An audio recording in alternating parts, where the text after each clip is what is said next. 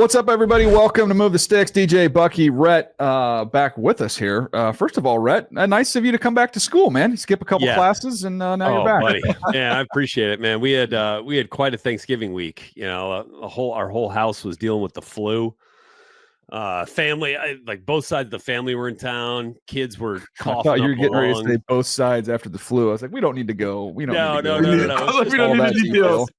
Just the respiratory. Okay, good. But we're on the up and up now, and that's kind of where I've been all year long in the fantasy draft is the up and up. But we'll my gosh, this is unbelievable. The rookie draft is coming here in a little bit. Buck, by the way, how did our two programs go from top 25 matchups to now you're trying to replace your former coach, App's trying to replace my former teammate. It's a weird time, man.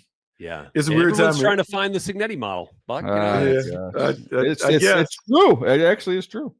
It is true. It is such a weird space, and college football is weird in general, just because we're seeing so many coming and going, and everybody being fired, and everyone's trying to find, I guess, a little magic in a bottle, a little lightning in the bottle. But it's a crazy time, and the NIL transfer portal era just makes it where everything is quick fixes, trying to fix it quickly. By the way, is that the yard guys, Buck? Who we got here? Normally the dogs go when the yard guys come. Well, yeah, the yard people always come right at this time. I don't know why 10 o'clock is their time, but it's not mine. It's the neighbors' yards. And so, like, my dog has an issue with blowers and weed eaters. Like, if she sees a weed eater and a blower, it drives her absolutely crazy. And so she's looking out the window and she sees. I'm not a big fan of them either, to be honest with you. I'm with you on that. All right, it's time for the lead block presented by T-Mobile for Business. Football needs a network willing to go the extra yard. So do you. Go further with T-Mobile for Business. Buck, I'll get to you first on this one. Man, the Denver Broncos are rolling. It's a playoff team right now as constructed, and you have to feel good if you're a Bronco fan because this is year one with Bo Nix together with Sean Payton. I mean, this is only going to get better. It's only going to get better. And here's what I'll say, because Bo Nix is certainly coming into his own. I feel like it's the evolution of a young quarterback going from game manager to playmaker. And each week, Sean Payton gives him a little more to do. And he's given them full command of the offense. They're able to do things that no one expected the Broncos to be competitive, much less a playoff contender. But the young quarterback certainly has them going. But I will say is all of the pieces of the puzzle working. The offensive line outperforming what we thought they would be. The playmakers. I thought the entire offseason they were trying to get rid of Cortland Sutton. But now I look up. Yeah, he's playing great, man. He's catching every big pass, and they're doing things with him. Marvin Mims catching the big pass. I will say this because it's going to make it harder for coaches who say they have to deal with salary cap restraints. Sean Payton is able to take a team that did a salary cap dump in Russell Wilson, and they played better. It is unbelievable. So it just is a lesson that no matter what we talk about when it comes to the salary cap, there are no excuses. Great coaches find a way to win in spite of it all, and he has found a way to win in spite of the restraints that he has on him based on the salary cap. Yeah, I'd say that too. And I'd say, the commitment to the run game, has obviously been a bonus for Bo Nix and really for the Broncos team. Jaleel McLaughlin, is the leading rusher in this one. Audric Estime has been up there for them. Javonte Williams still on that team. The one thing that I'm kind of excited about is, and I thought this more so in recent weeks than it was necessarily in this game, but Marvin Mims kind of feels like that Darren Sproles-ish kind of piece that that Sean Payton has had, right? You can kind of use him in a bunch of different ways. They did give him a carry in this game. Wasn't truly impactful, but he just feels like one of those kind of utility toys that Sean Payton has always had in one way, shape, or form or another. Whether it was Sproles, Reggie, Brandon Cooks when he got drafted there initially, kind of used in those roles to go out there and make big plays for them. I'm kind of excited to see how that continues to develop there. But Bo, when you look at those two interceptions he had in this game, the first one was kind of a crazy deflection that went about 20 yards in the air. The second one was like that max protect route. Brown sent the house. They got to him, and it was like 2 versus 3 in the secondary, and he just kind of chucked it up there. But man, this is a team that's playing some good football now, and I think when you look at the way that they're finding ways to win here, and they get the pick six at the end, like the defense is playing, like they're a good team right now. They're a playoff team in my mind, and the way that they're playing right now, they're in that structure, and they're going to stay there. I was trying to think back to what week it is. I'll pull it up here in a second because I was in Denver, saw them with the Chargers doing that game, and to see the evolution of this team from where they were then, which was they were playing good defense. That game was the date. Let me get a date on that game. They were, it was 1, 2, 3. It was the 5th week of the season. 6th. Yeah, I mean, there was 6. Yeah, there was. Yeah, that was the 6th week. Yes, the Chargers had an early bye. The Chargers had an early bye. I mean, this team. I'm looking through that. Bo was 19 of 33 for 216 with 2 touchdowns and a pick. Most of that came in the second half, really in the fourth quarter. The 2 touchdowns came in the fourth quarter, but it was kind of like a scramble drill. For lack of a better definition, it was a little helter skelter. And it's just like everything is just slowed down for him so much, where he's just so much more comfortable. And I say that, Rhett, but also one of the things that makes him such a good player is that there's an urgency. And I think that's the challenge, is that you got to be urgent without getting hectic and chaotic. And I think he's done a good job of channeling that, but still playing fast, but just he hasn't crossed over that line. Yeah, I think that's a good way to put it. And I think his maturity and his experience, helps him in that regard too. And you talk to people in that building, and I mentioned this a couple of weeks ago. I believe it was after their blowout win over the Falcons, and there's such a calm in Bo Nix, despite no matter the situation, right? I mean, like they referenced when I was talking to folks about him, it was like they referenced that Chiefs game, like just coming in, his calm is almost scary. They say when he like in timeouts. In pressure situations, he's just like, he's got it all under control. He understands what's being asked of him. He doesn't get sped up that way. Now, look, somebody that's wearing this hat, doesn't like to talk about schedule and resumes a whole lot. Okay. No. But you do go back and look, this is a team in the Broncos. You've beaten the Saints, the Panthers, the Falcons, the Raiders, the Browns, the Jets, and the Raiders again. Now let's see how this goes here coming off their bye week. They'll have a playoff team or a team that's competing for a playoff spot in the Colts, a playoff team in the Chargers, and then the Bengals and Chiefs to close out the season. I think we learned a lot about the Broncos and the way that they'll push forward here into the postseason in these final 4 games. Wait. Like you're disparaging the Broncos. I'm not disparaging. I'm just saying I think we'll learn a lot more about them. We will learn a lot more about them. I think the first part of and what you're saying about the schedule is right, but before you can become a great team, you have to be a good team, and good teams, that's right, the team that they're supposed to, and so give them credit for being able to, no doubt, knock off those teams. I think the thing that is interesting on a night where their defense didn't have their A game, because Jameis Winston is throwing the ball all over the yard, and Jerry Jeudy is having the game of his life. Yeah, they were able to offensively counter that, and so to me, it speaks to this team being able to win in various ways, in a way where we always thought the path to victory was very narrow, that it was going to be the defense carrying the water, the offense making a play or two, and that's how they would get to the winner's circle. It was good to see them win in a different way, because they're going to have to win different ways when they play some of the heavyweights that you're talking about playing down the stretch. Yeah, I heard some of the same criticisms about the Chargers, because the Chargers had, beaten up on teams under 500 and hadn't done well against teams over 500, and they just got one of those wins last week against the Atlanta Falcons. But to me, it's truthfully a sign of a well-coached team, is that when you're on the ascension, which I think we would all agree, the Chargers and the Broncos are both on the ascension. Doubt. The first step in that is taking care of the guys, as you mentioned, Buck, that you got to beat. Like, that's part of the climb. And now we start punching up in class. The interesting thing is, the Broncos, man, they had the game won against Kansas City. They did. And aren't able to win it. The Chargers lost to Kansas City by 7 in a game they led for a good majority of the game. And they've got the Chiefs coming up this week. So there's going to be some the last 5 weeks. I like how we have a lot of these division matchups coming down the home stretch here. It's going to be, as we mentioned the other day about Kansas City, we're going to find out not only about some of these teams on the climb, we're going to find out about some of those teams at the top who've got a tough road ahead. Yeah. Hey, quick thought though on the Cleveland Browns. 3-9 now, right? And you've got Deshaun Watson, who's going to be coming off the Achilles. Jameis, God bless him.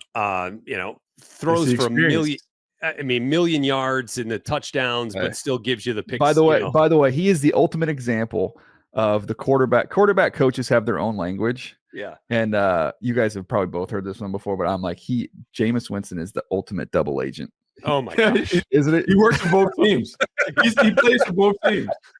So look, I mean, my point is you can't, as much as you love, his enthusiasm for the game and his zest for life, and he can't be the quarterback moving forward there in Cleveland. I just don't think you can saddle up that way. Now, can they afford to go outside of Deshaun Watson at this point? What's the name of the minor league team? I guess it's not even affiliated, but it travels around all over the place and does all the crazy stuff. Talking about Savannah Bananas? Savannah Bananas? Yes, that's Jameis. Yeah. Look, if your team's not any good, hey, just be the Savannah Bananas, man. Come in. Yeah. We're going to give you a show. We're going to have a unicycle going. The umpire's going to dance around a little bit. That's Jameis. It's fun to watch. But I will say this, right? Because we know what Jameis is. But isn't it a bigger indictment on what Deshaun Watson isn't? That this offense looks couldn't get a first down. Yeah. Completely different with Jameis Winston pushing the ball. 3 turnovers you don't want to see. He threw for almost 500 yards. And so that's what I'm saying. And so I'm sitting here saying, man, if you're the Browns, you have to be pulling your hair out saying Jameis Winston comes in and gives our team a chance because at least we can move the ball, we can score. And yes, some turnovers. Yeah, he's not afraid. He makes these throws, and they couldn't be a drop on offense with Deshaun Watson. No. To me, I think it's more of an indictment on Deshaun Watson more so than Jameis Winston and what he isn't. I just think it makes it a crazy scenario for them going into their offseason. Yeah, I agree. I'm with you on that front. And I don't even think it's like what Jameis isn't. It's just what he is. And what he is a guy who's unafraid to push the ball down the field and to make, throws that, most of the time you're going to want back. But here's the thing, though, right? Because I'm watching it on the plane. And I screamed when he threw one of the pick sixes at the end. Yeah. I was like, oh, no. Yeah. But then Rick, he comes back in the next drive. He throws a tight window throw. Bang, bang, bang. Jerry Jeudy on it. I just don't think you can have one without the other, though, with him. That's what he's proven in his career. I mean, he's 30-30. It's crazy. But he will fit a ball into a tight window. I forgot about that. Yes. I was like, I don't know if we'll ever see that again when he did that. You give him a chance. You might. Yeah. Oh, my gosh. And for the Browns, look, at this point, I take it. I take it just to get some offensive production, and my point is they're in quarterback no man's land next year. Yeah, they're in purgatory because they right now, Buck, they're picking because I was looking at it. We have so many bad teams this year. Oh, Cleveland is 3-9. They, according to Tankathon right now, they'd have the 8th pick. It's not going to get you the quarterback. I will say this. I'm working on these guys now, so I'm going through and I've watched a bunch of pass rushers over the last week, and then I've just started getting into the quarterbacks. I'll say this. You want to talk about fun factor? Cam Ward is fun. That is fun. You want to have some fun. And guess what? He'd be cheap. Rookie deal, cost you nothing. He can make some plays. And he has a little Jameis. All right. Don't give a crud. I'm going to just sit back here and let it rip. I mean, there's something to it. Having lived the Brett Favre experience when he was in the midst of winning 3 straight MVPs, there is some of that. You have to have that fearlessness. Yeah, but you want to guard against the recklessness. I think Jameis has both of them. He's fearless and reckless at the same time. I saw Favre's name in the packet after the Chargers game because I don't know if you guys saw that nugget. It was Kirk Cousins has no touchdowns, 6 interceptions, and a pick 6 in a 3-game stretch, and it's the first time it's happened since Brett Favre. Modern day Brett Favre right there. Yeah, there you go. All right, that's a wrap for the lead block presented by T-Mobile for Business. Football needs a network willing to go the extra yard. So do you. Go further with T-Mobile for Business. Let's take a quick break, guys. We come back in victory lap time for Rep. Ew. All right, Buck. Oh man, I don't know. I don't even know what to say. Another big week for Rhett. He gets 6 points. I got 5. Buck got 1. And Bucky, it wasn't that you picked some bums here. All these rookies went off this week. Everybody played great. It was a very close score. But better. Caleb Williams, Bucky Irving, and Brock Bowers with a monster game. That got Rhett the lead and extended the lead right now. So we won't get into the specifics of how big this lead is, but it's approaching double digits. 9-point lead on DJ and a 21-point lead on Buck, just in case. I know. Well, Bucky's going to bounce. This is his week. Come on, Buck. This is your week. This is the good news, is that Buck has the first pick this week. And we got to tell everybody, because of buys, no quarterbacks this week. We've got Bo Nix, Jaden Daniels, and Drake May all on buys. So we're not picking QBs. We're going to go with running back and 2 receivers, or pass catchers, I should say. Yeah. So let's get this thing cranked up here. Buck, you've got the first pick. Okay, well, let's take Rhett's favorite player right off the board. If you can't beat him, join him. So I'm gonna take Bucky Irving from the Tampa Bay Buccaneers right out the gate. Like, just try and eliminate his best player. Who cares what he does for me? Just make sure Rhett doesn't have it, because he seems to play better for Rhett. Appreciate that. All right, that's something. Rhett, okay, yeah, I'm gonna take Brock Bowers because he's got me 1,500 points every week. Yeah, I'm going to take Brock Bowers because he's got me 1,500 points every week. How about that? I tried to bully him out of not making that move. I know you did. Quite honestly, I really did try it. Yeah. Oh gosh.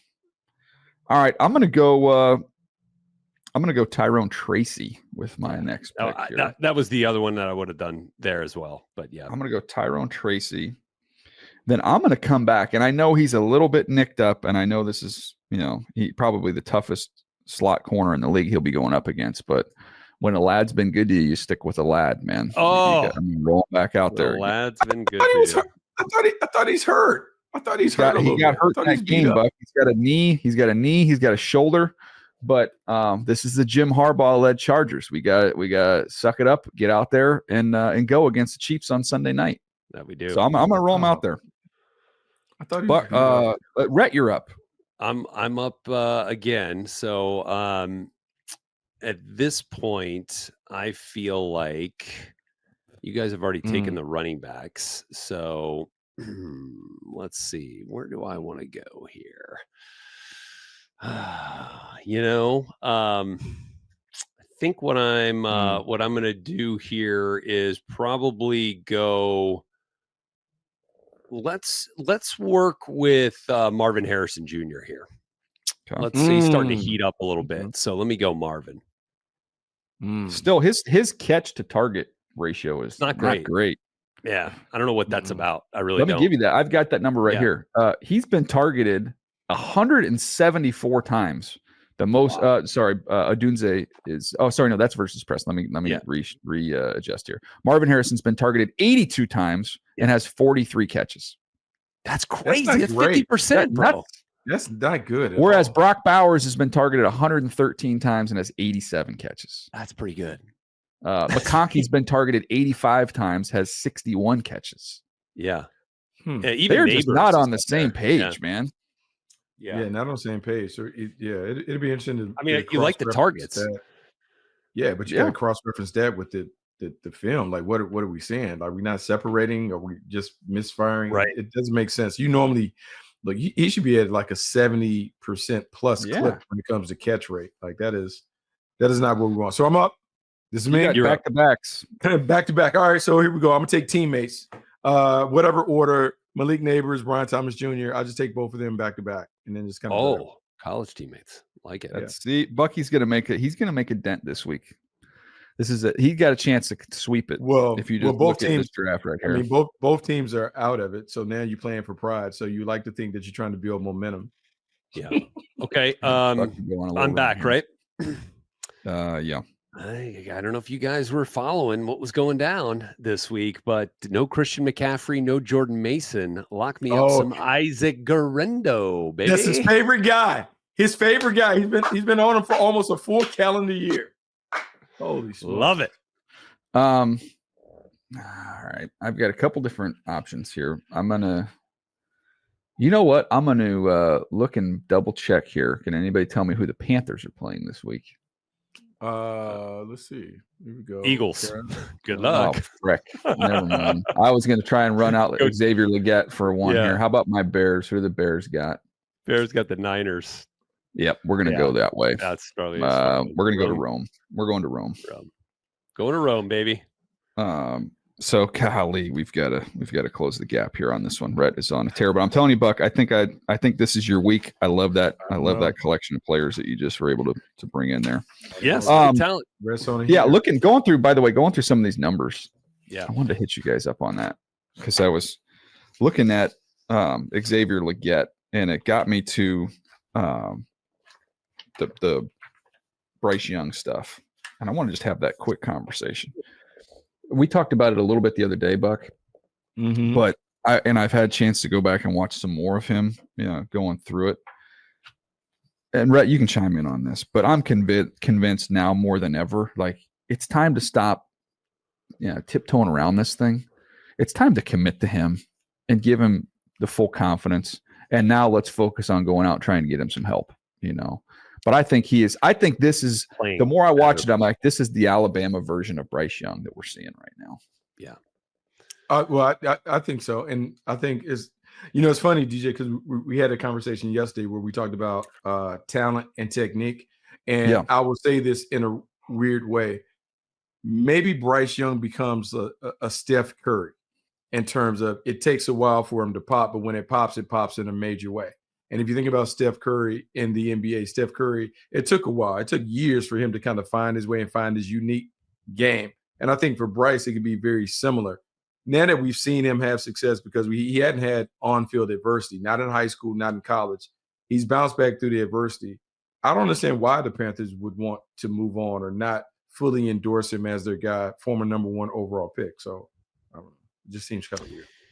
And I do think you continue to look at the pieces around him, right, Deej? Because you look at you look at where his targets are going, and so many of them are still at or around the line of scrimmage, right? And he's completing just over 50% of his passes. I'm looking at the last 3 weeks, right? The last 3 weeks where he's really they played some good football and really challenged these teams that they've played. And it's still kind of scattershot once you get beyond 10 yards. Now, I don't think that's all on him either. Look at the drops. Yeah, exactly. And so I think there's still a lot to be made of what's going on around him at the skill position, area. And Jatavian Sanders was coming on. I know he got hurt, but they need to continue to get after it on that front. Yeah, I mean, I don't know. I just from what I saw early in the year and how bad it was, it's the same conversation we just had with Bo Nix. Yeah, it's slowing down a little bit, and Bo Nix able to get there in his first year. Last year, I don't even know. Do we even count it? I mean, I know he gets the accrued season, but I mean, there's nothing. He had nothing. Like at least they've got a little something going now with Chuba Hubbard getting rolling. The offensive line played a little bit better. Xavier Legette's got some crucial drops, but he has made some plays for him. Now you get Brooks in there as well to complement in the backfield. They've got some interesting starting point here for him. But I'm just looking at that going, okay, it's starting to slow down. And Phil Savage, who ran the scouting department in Baltimore when I was there, and then became the GM of the Browns, is now the interim GM with the Jets. He used to always say in our draft meetings, Buck, that you could have 2 wildly different grades on a player, but nobody makes up what they saw. And he said, at some point in time in the NFL, we're going to see both versions. We're going to see the guy who was a little low on him. We're going to see some of those struggles, and then the guy that was more high on him, we'll see glimpses of that. Now the all comes down to where does it end up falling, like one way or the other. But at some point in time, you are going to see that. And I just felt happy for him because I was like I said, this felt like a little Alabama Bryce Young that we're seeing here. No, really. Look, I can tell you this, and it's always funny because I look at the Panthers through the eyes of my younger brother. My younger brother is the biggest Carolina Panthers fan out there. And he talks about he rides the roller coaster with them every Tuesday. He calls me and gives me the breakdown on what happened in the game and this and that and why he should believe or whatever. And I was like, well, you got to continue to believe because the quarterback looks like he's turned a corner. And whatever happened during his time away, the Bryce Young that has returned has been one that has been more decisive, more confident in terms of just letting it go and maybe not worrying so much about playing perfectly. And it's working. And now I think you can envision how this team and this offense can grow if you do have a marquee pass catcher on the outside and another dominant player over the middle to go with them. I think you just kind of keep building this thing out. But I think he's shown enough promise that you kind of hitch your wagon to him and kind of ride with it. Yeah, I think that's what Ian Rappaport has reported that they're going to do, and not expected to draft a quarterback high in this draft. And and it doesn't feel like you want to go, especially with where things are going and trending. Right now with where the Panthers are. Just looking at, they're sitting there at 3-9. There's about 5 3-9 teams. There's 4 10-loss teams. Like 3-9 is going to be like the 10th pick in the draft. That's crazy, with where things are, if they kind of continue down this pathway. So I don't think you're going to get, who you would really want there anyway. And now let's go ahead and just try to really kind of put all the chips on the table for Bryce. Can I ask you guys one last question, then we'll wrap it up, because I was just laughing this morning. The three of us are not entering the transfer portal, so we just want to clear that up. Yeah, we will not be entering the transfer portal. Everybody else in the entire planet is in the maybe if there's portal. some late money coming in, I might entertain something. Like this, not opposed to but here's my question. Buck hit this and Rhett follow it, because we all do follow college football. The thing I'm fascinated by, 12-team playoff. So if you're someone who is maybe feels like you're underpaid at a school, or maybe you're someone who's not maybe featured as much as you'd like to be, but you're still a player, golly, like this could kind of screw up your intentions if you wanted to go into the portal. Like there's some guys on those 12 playoff teams when that's announced that the semester is going to be over. They're still going to be, on a team that's going towards the playoffs. You're like, on one hand, it's like, gosh, that's a bad look to enter in the transfer portal when you're on a team that's in a playoff. On the other hand, it's like, if not now, when? Like that's going to put it. Yeah. I never thought about that angle of this whole thing. It's already happening though. Like player of Georgia already went in. A player at linebacker at Ohio State already went in. I think this is where you get like the 3 deep guys that are going to start going in, because the 2 deep guys are going to be playing. And I understand that. And I really thought that was part of what would, kind of reshape college football, is the 12-team playoff would keep more teams active and more players active with their teams than those, opting out and getting into the portal. But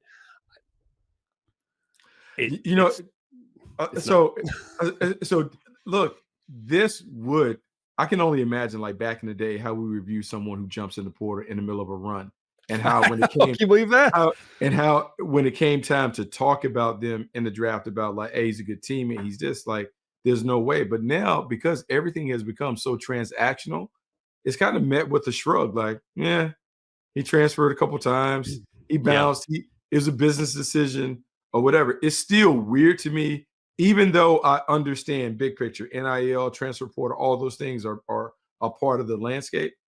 Man, it still takes away from like the team factor. And so it's trying that to hurts me too. Put that aside. That hurts. It's just a weird time where everyone is going for self. I'll mention it just briefly from Indiana's point of view. I mean, it was barely talked about. They had 6 players, essentially quit this year, and they weren't playing, decided they wanted to step away, redshirt, and preserve their collegiate experience to go on somewhere else in the transfer portal. They're still sitting here at 11-1, So real quick, guys, the portal, by the way, Rhett, it opens Monday, December 9th, right? Yep. It closes December 28th.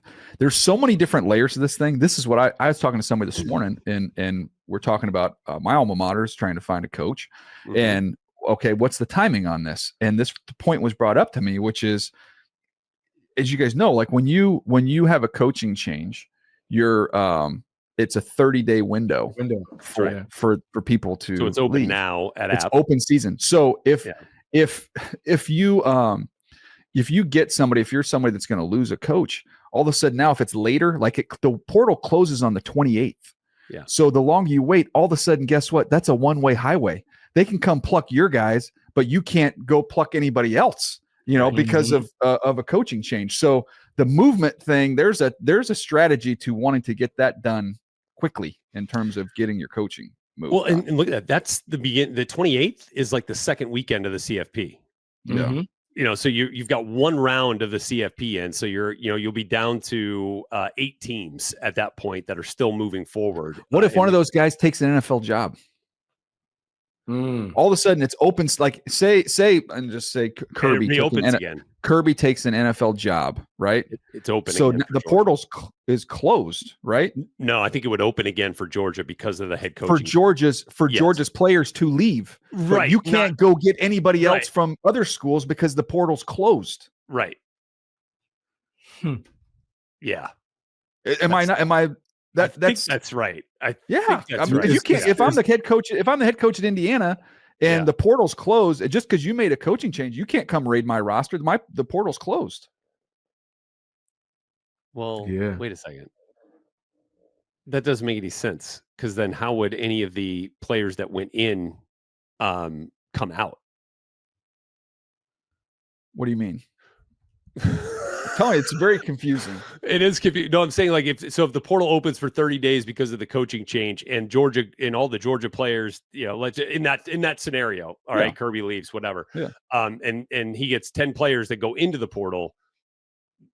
It's got to be open for them to go anywhere, because those players leaving Georgia can go anywhere. Georgia's new head coach, there's nobody left in that. There's not going to be any players left in that portal, and the portal is closed, so no new players can come in. So in other words, if I'm Georgia, and that would be a job where you're not taking an assistant, I'm going to get a high level coach, established head coach, so he can't do what and bring those guys with him. So I don't know. It's just tricky. I don't know. It's bizarre, but it's a whole new world, is what I'm getting. It's where we're at, man. Yeah, it's crazy. It's bananas.